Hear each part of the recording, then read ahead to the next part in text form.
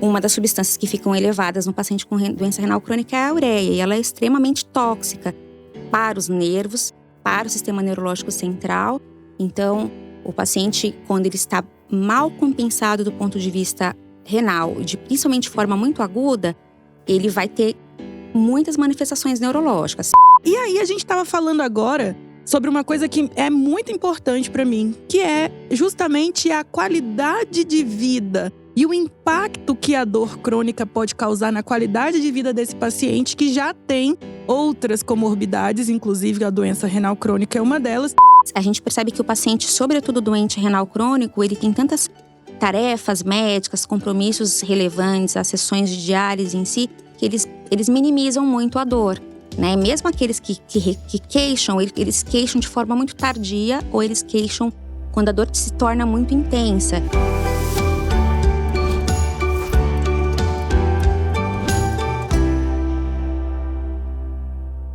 Olá, eu sou Jéssica Marcelo, médica nefrologista, e você está no Hemodiálogos, o seu podcast de saúde. Nós vamos ao ar todas as quartas-feiras, e para que você não perca nenhum dos nossos conteúdos que são escolhidos a dedo, eu te oriento a seguir e acompanhar a gente, tanto aqui quanto nas redes sociais. E hoje nós vamos falar sobre um tema comum, corriqueiro, mas que ainda causa muita dificuldade na sua condução nos salões de hemodiálise. Nós vamos falar sobre dor crônica. E para esse assunto que parece difícil e até um pouco assustador, eu tenho o prazer de chamar a doutora Ana Carolina, que é neurologista. E ela vai falar para a gente um pouquinho da sua trajetória para chegar até aqui e falar sobre esse tema difícil para a gente. Olá, Jéssica, obrigada pelo convite. Então, eu sou Ana Carolina, sou médica neurologista, formada pela PUC Campinas. E atualmente eu estou fazendo mestrado na Unicamp, na minha área de atuação, que é neuroimunologia. Portanto, a minha área de atuação é mais em doenças autoimunes, né? Mas o quadro de dor é uma corrente muito frequente no consultório neurológico. Então, acho que vai ser um contato bem interessante. E eu também. Bom, é uma realidade o dia a dia do paciente com doença renal crônica nos queixar de dor crônica. Qual seria, primeiro, os critérios para diagnóstico dessa dor? Claro. Então, uma coisa interessante é dizer o que é crônico e o que é agudo, né? Aqui a gente está focando bastante no que é crônico. E crônico é o que a própria palavra está remetendo, algo que cursa há mais tempo. E que tempo é esse? Em neurologia, a gente pede pelo menos uns 3 meses com uma frequência regular. Então, aquela dor de garganta que vem junto com o resfriado é um quadro agudo doloroso. Então, ela não vai perpetuar. Uhum. Já a dor, que geralmente é sequelar, crônica, ela vai perdurar. A clínica pode até ter melhorado, mas a dor persiste. Então, essa é a cronicidade. Quando a gente fala em dor, a gente tem que saber muito bem caracterizar a dor. Muito difícil para o paciente, mas para o médico que está lidando com essa queixa, é importante que o paciente saiba dizer o local da dor, qual a característica da dor. Às vezes o paciente fala, é uma dor. Uma dor. Como é essa dor? É uma dor que aperta, é uma dor que lateja, é uma dor que queima. Uhum. Nas próprias palavras do paciente, fisgada, agulhada, fincada… e por aí vai, queimação, né? Formigamento, né? Os pacientes confundem muitos sintomas sensitivos com dor, né? Mas agulhada, ferroada, enfim. Então, quando a gente está trabalhando com dor, a gente caracteriza o tempo de evolução, a apresentação da dor. A intensidade também. Intensidade, né? A gente tem várias escalas, a gente pode usar a escala numérica de 0 a 10, né? Onde 0 nenhuma dor e 10 a pior dor da vida. Uhum. Né? E às vezes o paciente vai se adaptando muito. Por exemplo, quando ele vai ao pronto-socorro, a enfermagem pergunta qual a intensidade dessa dor. E se o paciente classifica a dor com uma nota 10, isso já me remete a uma urgência, né? Um atendimento de mais prioridade. Então, a intensidade, a característica, o local, o tempo de duração. E é importante entender também como é que essa dor responde aos tratamentos que você faz em domicílio. Como que essa dor responde ao uso de analgésicos comuns, precisa de corticoide, o analgésico comum funciona, eu recorro muito a opioides. Então, todas as características da dor são importantes. Se ela tem período de mais intensidade, algumas dores têm característica de acometerem mais o período noturno, ou pelo menos se intensificarem à noite. Então, todos esses pontos são importantes na hora de caracterizar a dor. Isso, critério de melhor e piora também, né? Perfeito, critério de melhor e piora, e também os critérios do que desencadeia. Algum alimento, alguma postura, privação de sono, estresse. Sim. Bom, como se trata de uma queixa recorrente, eu acho que a gente pode ir começando por essas questões mais básicas. Então, por exemplo, quais seriam os processos fisiopatológicos da relação entre a dor e a doença renal crônica? A gente consegue dividir em grandes grupos dessas dores, né, em relação à doença renal? Sim, como a gente pode dividir as dores por, como eu posso dizer, compartimentos. Então, existem as dores neuropáticas, que têm, como o próprio nome diz, uma relação com o sistema neurológico, tanto periférico, nervos, ou central, medula e cérebro.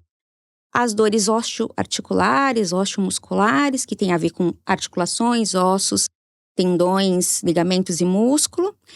E a forma como essa dor ela é transmitida.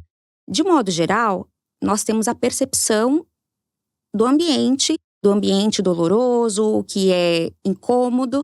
No processo doloroso, as sensações elas são sempre transmitidas de forma negativa. Então, a percepção dolorosa remete a uma coisa ruim, o que é importante até na evolução do ser humano, né? Se algo me causa dor, significa que tem alguma coisa errada e que eu devo atuar, não devo ficar parado. Então, a gente compartimentaliza os quadros de dor dessa maneira, assim, nervo, neuropática, miofacial. E aí falando nessa tal dor neuropática, né? Porque às vezes a gente acha que isso daí é uma coisa meio obscura, né? Pelo menos para nós, nefrologistas, que estamos ali no dia a dia diante do paciente. A gente tem um grave problema em tratar a dor neuropática quando a gente se depara com um paciente renal crônico. É claro que isso vai depender de que estágio de doença nós estamos falando, mas existe uma relação muito importante entre as possibilidades de tratamento da doença, da dor neuropática, no contexto de doença renal crônica. Então, existe uma relação que limita o uso de certas substâncias para tratamento, conforme a doença vai progredindo. A doença que eu digo é a doença renal crônica. E aí, eu acho que essa é uma grande limitação para nós, nefrologistas, e do ponto de vista do neurologista. Como é que a gente enxerga essa situação? Então, assim, a gente consegue dizer que o paciente tem uma dor neuropática quando ela é desafiadora de ser descrita. O paciente diz a localização. Por exemplo, se eu estiver lidando com uma polineuropatia, vários nervos acometidos, a gente sabe que o padrão de acometimento a gente chama de botas e luvas. Então, o paciente me diz que a sintomatologia dele é predominante nos pés e nas mãos, podendo ser uma bota curta, uma bota média, uma luva curta, uma luva de cano médio ou pequeno, né? O paciente tem dificuldade bastante de explicar qual é a característica da dor. Então, ele vai dizer, eu sinto uma gastura, eu sinto uma agonia. E isso, o que ele quer traduzir pra gente, né? Como caractere de dor. Queimação, choque. Então, o primeiro desafio é o paciente conseguir pôr em palavras aquela dor tão importante que ele sente, né? Então, e essa outra forma de como a dor se apresenta. Pés e mãos, e depois ela vai ascendendo, pegando mais altura do braço, mais altura das pernas. E isso tem uma relação porque a gente chama que é uma condição comprimento dependente. Então, o nervinho que sai lá da medula, na altura da coluna, ele vai se ramificando até chegar na ponta do pé. A primeira parte do nervo que vai ficar adoecida é aquela parte mais distante. Quanto maior o nervo, o trajeto que ele tem, a primeira parte acometida é a parte distal, a parte final. Por isso que começa do pé, pro tornozelo, pra canela, e vai subindo. Ascendente. Então, o paciente tem bastante dificuldade em caracterizar essa dor. Então, quando o paciente tem essa dificuldade, o médico já tem a certeza que a gente está diante de uma dor neuropática. Certo.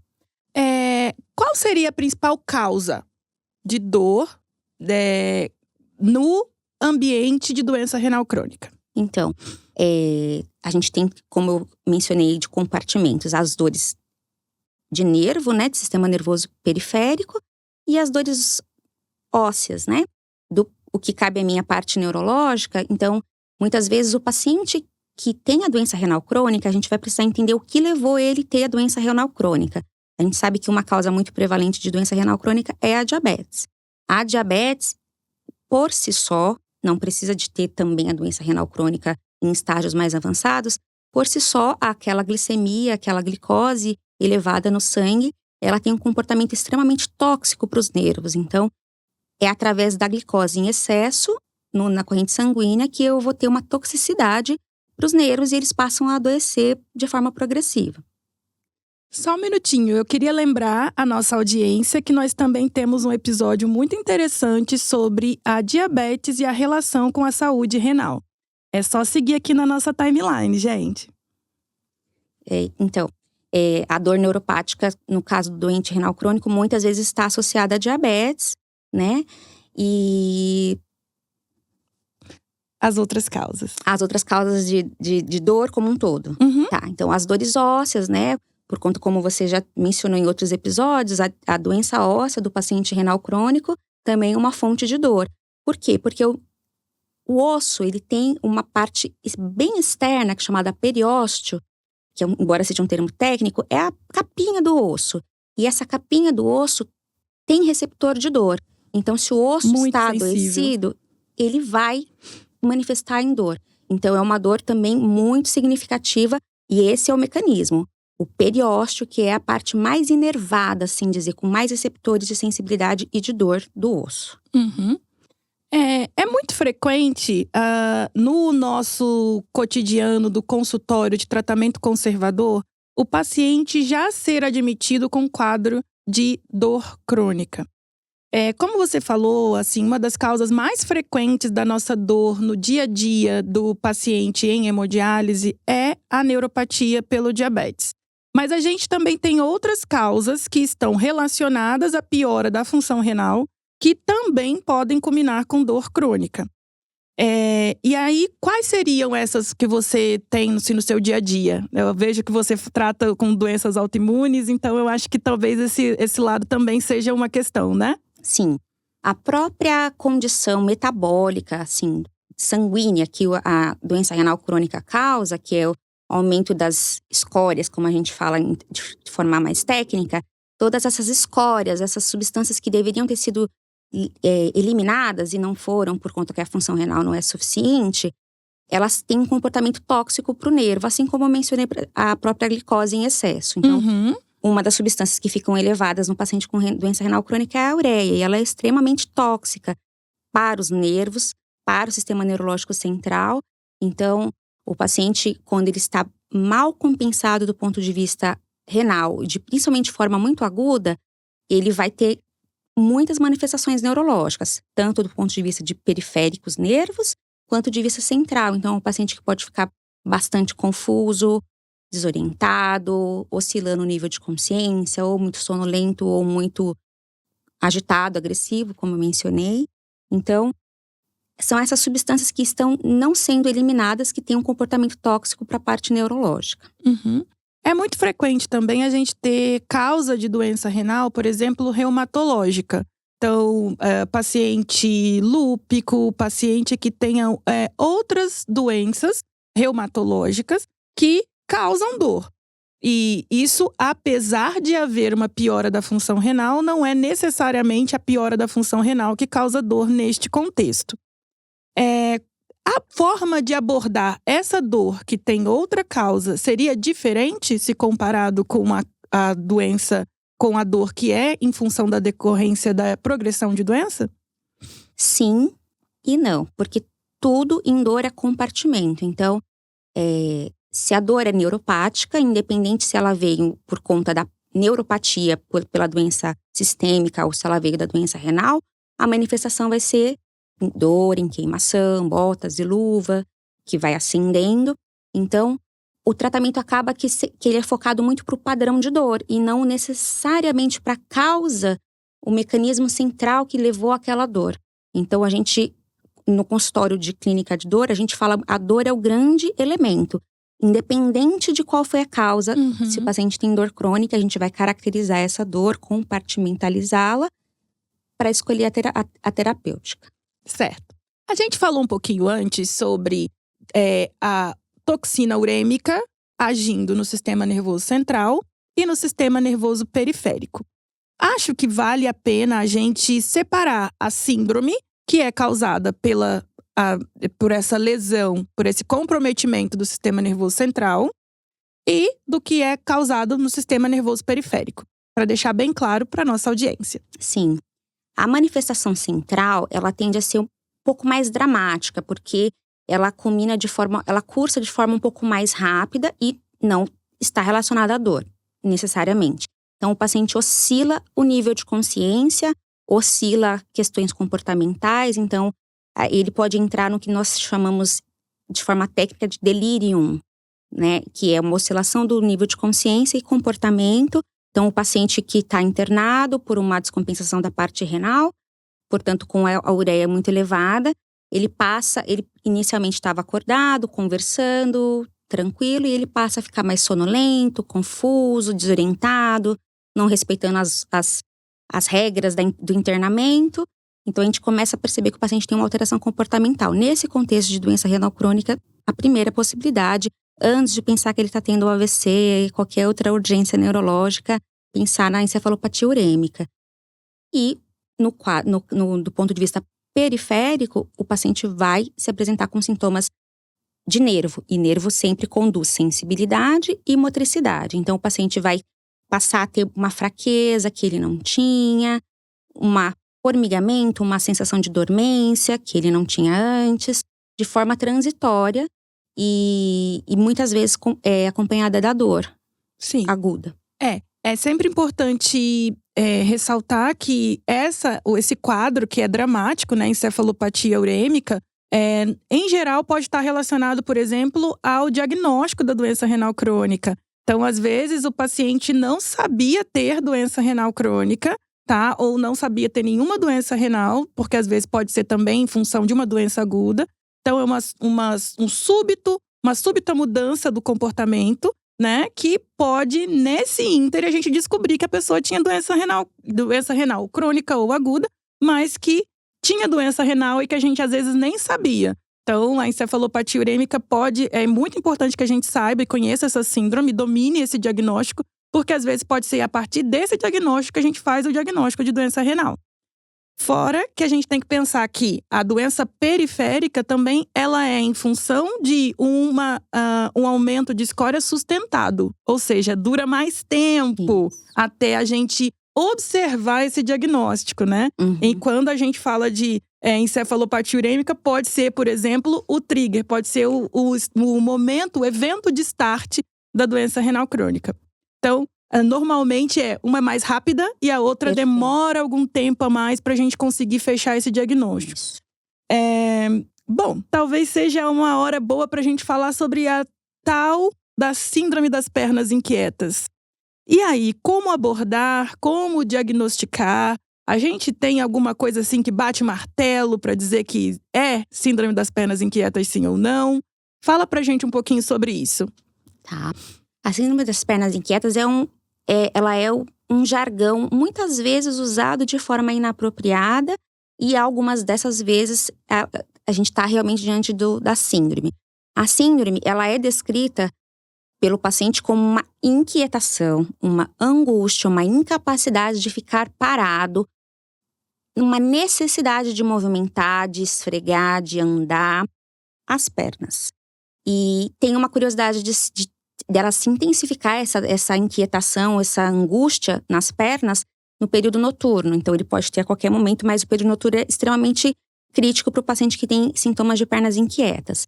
Na neurologia, embora a gente conheça bem os sintomas, não existe uma definição de onde está o problema. Se é no cérebro, se é apenas em nervos, se é uma associação de doença nos dois.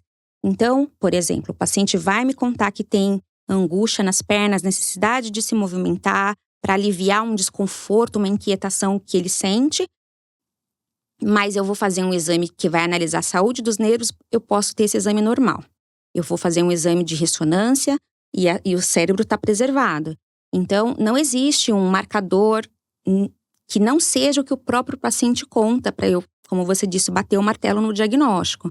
Fato que é uma situação muito incômoda ao paciente, mas não é qualquer inquietação nas pernas, né? Não é simplesmente um indivíduo ansioso que chacoalha a perna. Que gosta de mexer a que perna, gosta não. de se mexer. Então, a síndrome das pernas inquietas, ela é muito pontual e vai além do chacoalhar as pernas enquanto eu estou conversando com as pernas cruzadas. É uma inquietação extrema que faz o paciente, numa noite, acordar e querer andar, porque aquilo vai aliviar aquela angústia que é nas pernas.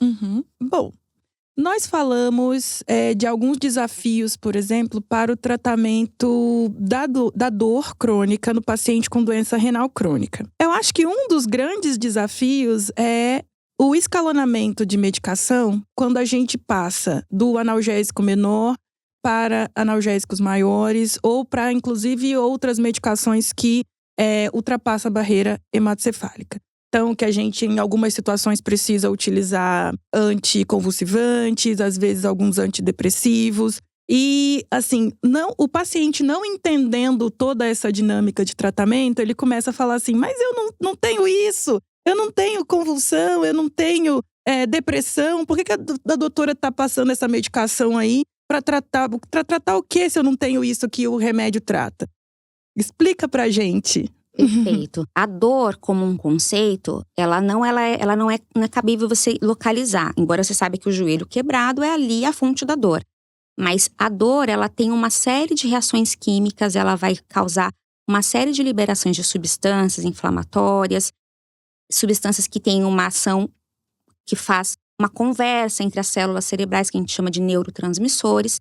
Então, esse é o grande motivo de muitas vezes a gente precisar entrar com medicações que os pacientes têm uma certa estranheza, né? E por ter essa estranheza na medicação, os pacientes têm uma resistência muito grande a aderir ao tratamento. Primeiro ponto é que o paciente que tem dor, curiosamente se adapta a ter dor. Então eu gosto de brincar para os pacientes quando eu estou diante de um paciente com uma dor crônica, desde uma enxaqueca até uma dor neuropática, uma dor óssea. Ele diz, não, mas aquela dor normal, doutora, de todo dia. E aí eu falo, não, mas não é normal ter dor todo dia. E então eu sempre brinco com eles, a gente tem que entrar num tratamento porque existe uma vida melhor sem dor. Então, os pacientes precisam também ter muito claro o que é, como eu disse no início, uma dor aguda que me pede que eu use um analgésico, uma medicação que vá cortar a dor. Mas do que a gente está falando agora são as medicações preventivas, que são as medicações que eu começo a usar hoje e daqui a algumas semanas eu vou ter menos crises de dor, menos espaçadas, menos intensas. Então, são os tratamentos preventivos. E é aí que entra uma classe muito variada de medicações que são muitas vezes usadas inicialmente como antidepressivos, como remédios de convulsão, medicações que os pacientes caracterizam como fortes, né? E eu sempre tento explicar para eles, essas medicações, elas se deram no primeiro momento como um antidepressivo. Nos estudos a gente foi vendo que os pacientes que tinham depressão melhoravam e que também tinham dor, tinha uma melhora da dor. Então depois a gente passou a analisar essa mesma droga apenas para dor e viu que ela é potente para dor também. Então não é motivo de estranheza você sair de um consultório de dor com uma prescrição de anticonvulsivante ou antidepressivo, porque essas são as vias utilizadas pelos médicos que tratam dor. Isso mesmo. E é bom porque, assim, você também traz essa informação de uma maneira suave, porque a gente tá cansado de falar isso lá no consultório, mas o povo não acredita, né? Mas é verdade. Então, essas medicações, apesar de causar estranheza no primeiro momento, elas são, sim, um arsenal de tratamento para dor crônica. Mas, claro, só devem ser tomadas com a orientação e a prescrição do seu médico. E aí, a gente estava falando agora sobre uma coisa que é muito importante para mim, que é justamente a qualidade de vida e o impacto que a dor crônica pode causar na qualidade de vida desse paciente que já tem outras comorbidades, inclusive a doença renal crônica é uma delas, no seu dia a dia? O paciente portador de dor crônica, como eu mencionei, ele tem uma tendência a subestimar a dor. Ou porque ele vai tomando analgésico de forma contínua e esse próprio uso contínuo de analgésico perpetua o quadro de dor e ele acha que está tudo bem. Mas o que é muito interessante é que o paciente, às vezes, ele vai ao consultório com uma outra queixa. Ele está com queixa de se esquecendo. Doutora, eu tô esquecida, tô com problema de memória, tô com medo de ter Alzheimer porque na minha família tem Alzheimer. E aí a gente entra numa conversa mais ampla, mais profunda. Nesse paciente que tá me queixando de memória, eu vejo que ele tá ansioso ou depressivo. Muitas vezes, a causa dessa ansiedade, dessa depressão, não são as causas mais óbvias. No paciente com doença renal crônica, no portador de doença neuropática, por exemplo, é a dor. Então, é uma sequência que o paciente não consegue enxergar. A dor levando a uma alteração de humor, uma indisposição, uma dificuldade de atenção e que no final, para ele, vai parecer que é um problema de memória. Então, o que eu quero dizer é que o impacto da dor na vida do paciente, ela não é óbvia, como poderia parecer. A dor, ninguém quer ter dor. Mas a pessoa com dor crônica, ela se adapta. E aí ela vai vivendo aquela vida mais ou menos, né? Estou sempre com dor, meu humor não tá sempre bom, então eu tô indisposta, eu não vou sair para tomar sorvete, não vou dormir mais cedo, não vou viajar porque eu tenho dor. Então a qualidade de vida do paciente com dor crônica é extremamente comprometida e de uma forma muito silenciosa, que ele mesmo às vezes não consegue perceber. Precisa vir alguém de fora, muitas vezes o profissional médico, para fazer que ele entenda, não, essa dor crônica ela não é normal ter dor, precisamos agir, precisamos de medicação e tratamento e terapias, enfim. Tá. Só mais uma perguntinha que eu acho que é relevante, em relação às distinções de tratamento quando a gente fala do paciente renal crônico e do paciente transplantado. Sim. Como você havia mencionado, o paciente renal crônico, ele vai ao longo da doença, né, da evolução natural da doença, ele vai tendo um prejuízo da função renal. Então, esse mesmo paciente que no início do tratamento de dor, ele usou a dose máxima, ao longo do processo de adoecimento renal, essa medicação, ela também deixa de ser filtrada também. E aí, aquela medicação que estava controlando a dor e causava poucos efeitos colaterais, ela passa a ter menos benefícios e mais efeitos colaterais. Então, às vezes, com frequência, o paciente renal crônico com a evolução do quadro renal, ele vai passar a ter mais efeitos colaterais, mais sonolência, mais alteração de humor e menos controle de dor. Então, muitas vezes o médico precisa estar presente, acompanhando em paralelo o tratamento renal, para que ele saiba a hora de até mesmo diminuir a dose, associar outra medicação, visando sempre o controle de dor e minimizando o efeito colateral. Isso para o paciente em diálise.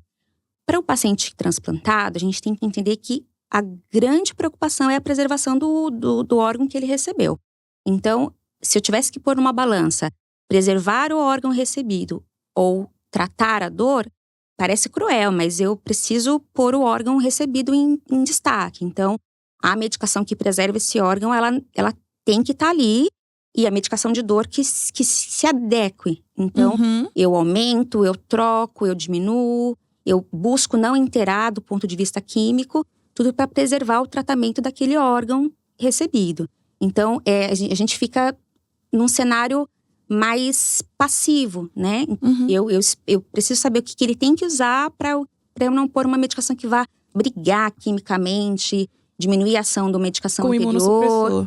Exato, não vai brigar com o imunossupressor, que é a grande estrela do tratamento. Né? Eu acho que em relação ao paciente transplantado, uma das coisas que a gente tem que prestar atenção é sempre a tomada distante, né? Em relação aos medicamentos que têm essa passagem pela barreira hematocefálica. É muito frequente, acontece essa briga, essa interação que nem sempre é benéfica em relação à dosagem do imunossupressor. No paciente transplantado também é sempre muito importante avaliar que não é escolha utilizar anti-inflamatórios.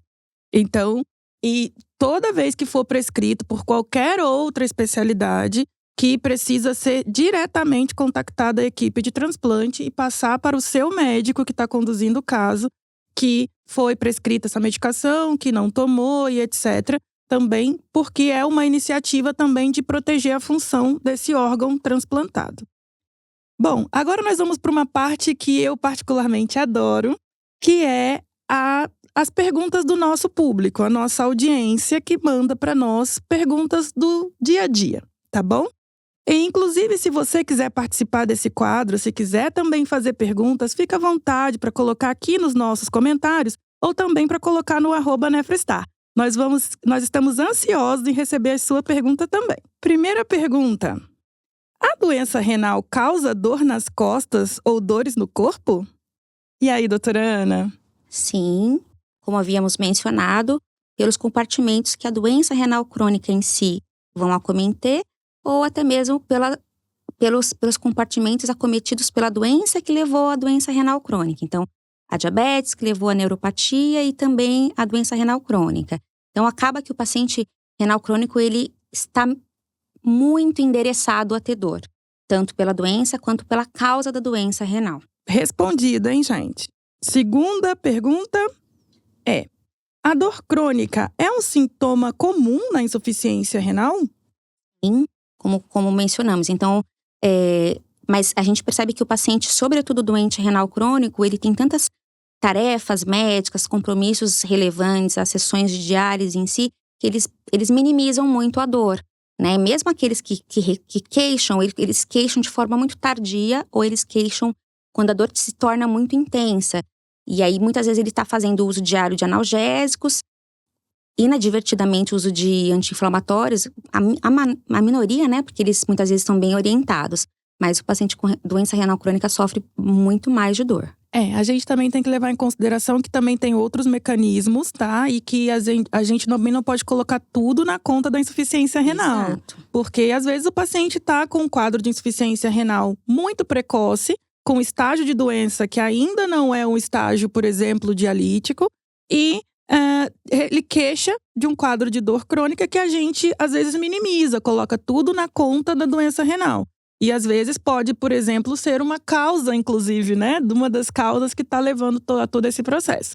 Então, toda vez que houver um quadro álgico, precisa ser investigado. Quais os tratamentos naturais podem ajudar ou aliviar a dor do paciente com doença renal crônica? Pergunta bastante desafiadora, porque a dor em si, os mecanismos que levam à dor dificilmente vão ser, de fato, tratados com medicações naturais. Então, vamos tentar entender o que é uma medicação natural. Medicação que não vende na farmácia, o chá que a gente usa em casa para quando está resfriado. Então, os quadros álgicos crônicos, eles são muito dependentes de medicações convencionais, né, de uso crônico. Então, as terapêuticas naturais, elas têm uma evidência um pouco menor no manejo real do quadro de dor. Fora que a gente tem sempre que avaliar a relação de fitoterápicos que podem acabar se acumulando no organismo por conta da insuficiência renal. Perfeito. Então, isso também é um desafio,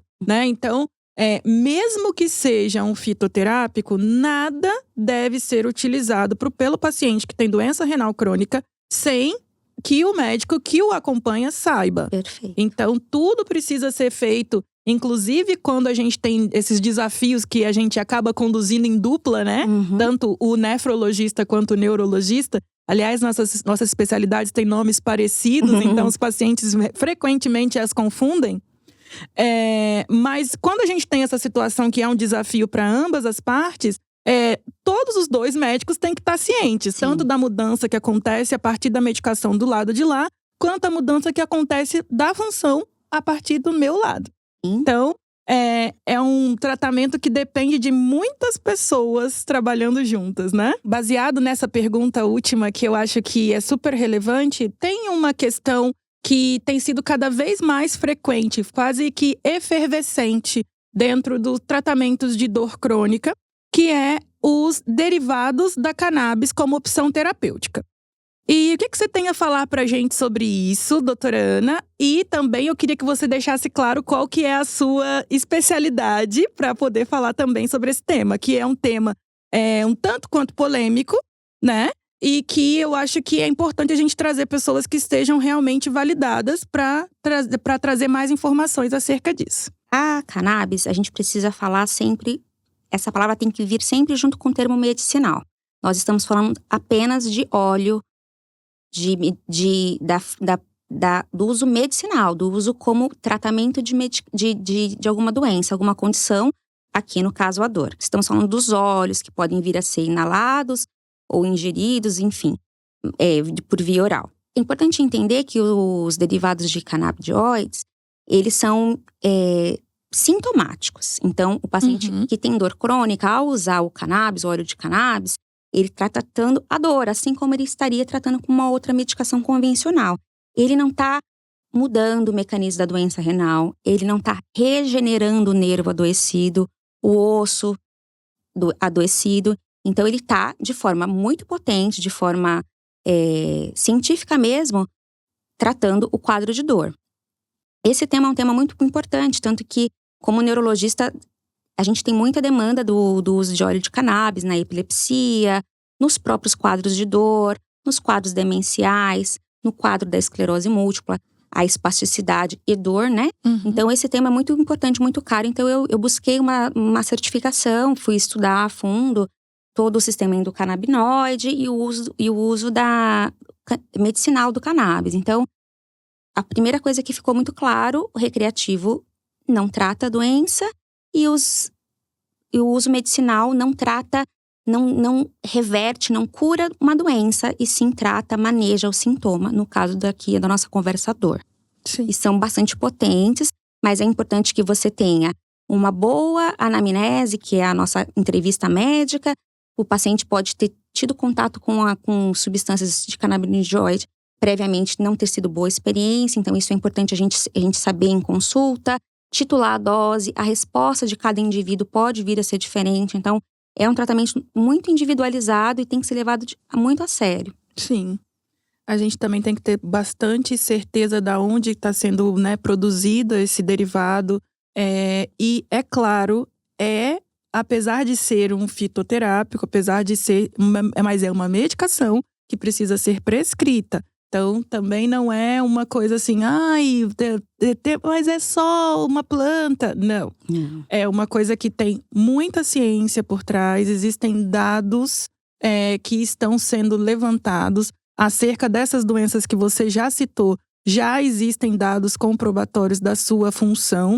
Então, é muito importante que haja estudo sobre, porque para a gente também não cair nessa armadilha de ficar prescrevendo as coisas ou até mesmo utilizando, né, às vezes até sem prescrição, alguma coisa que não tem dados estatísticos definidos. Ou até mesmo, desculpe, mas até mesmo abandonando o tratamento convencional. Então, eu sempre gosto de salientar que existe o pilar do tratamento, que muitas vezes é medicamentoso, e aí vem a terapêutica natural, os outros profissionais envolvidos no manejo de dor, mas o pilar do tratamento não pode ser abandonado, que muitas vezes acaba sendo o tratamento medicamentoso convencional. Com certeza. Bom, pacientes em diálise sentem mais dor? E aí a gente fala sobre limiar de dor, né? Que é uma coisa muito subjetiva. Sim. Né, Carol? O limiar de dor é aquele parâmetro. Eu levei um beliscão e eu gritei. E o mesmo beliscão e uma outra pessoa, a pessoa só fez uma careta. Então, existe uma individualidade muito grande no limiar doloroso. Então, existem sim pessoas que toleram mais dor com mais facilidade, não que elas não sintam, né? Então, a gente percebe que algumas pessoas têm uma amplificação dolorosa. Então, o significado daquela dor tem um peso maior, tem um impacto maior na qualidade de vida, me restringe mais. Então, o paciente com doença renal crônica, ele é um paciente que tem um limiar mais baixo, uma dor que talvez em outros indivíduos seja considerada leve, o paciente com doença renal crônica possa interpretar como mais intensa por conta dessa amplificação dolorosa mesmo. O tema é polêmico, o tema é longo, E às vezes é um tema realmente doloroso, né? É um tema que é um pouquinho espinhoso para a gente abordar, mas que eu acho que é muito necessário. Então, é uma situação de saúde muito prevalente. E quando a gente fala da associação disso com o paciente renal crônico, como a gente já elucidou ao longo do episódio, é uma situação ainda mais, né, desafiadora.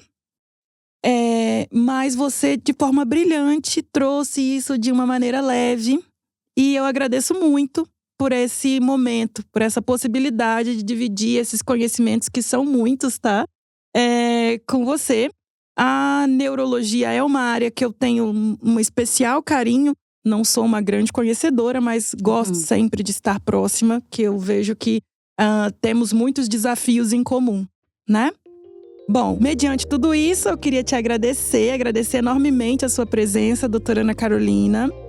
Dizer que as portas estão sempre abertas e que eu espero que essa seja a primeira de muitas. Certo? Certíssimo. Então, eu gostaria de finalizar agradecendo muito o convite, parabenizando pela iniciativa de falar abertamente sobre o cotidiano do paciente com doença renal crônica, porque como um doente crônico, a gente precisa falar sobre o processo de adoecimento, o processo de saúde e doença desse paciente. E a dor é uma verdade na vida do paciente renal crônico e crônico. Eu agradeço muito o convite, espero poder ter outras oportunidades. E eu também gostaria de agradecer você que esteve com a gente até o final. Você esteve no Hemodiálogos, o nosso podcast de saúde. Eu espero você nos nossos próximos episódios, que vão ao ar sempre às quartas-feiras. Pode se inscrever no canal e pode acompanhar também no Spotify. Gente, se vocês tiverem dúvidas, sugestões de temas ou qualquer outra interação que vocês queiram fazer com a gente, inclusive se quiser elogiar também, a gente tá totalmente com vontade de ouvir o que vocês têm para dizer. Então, pode escrever aqui embaixo ou também pode entrar no nosso direct lá no @nefrostar. Tudo bem? Eu espero vocês na semana que vem com Hemodiálogos.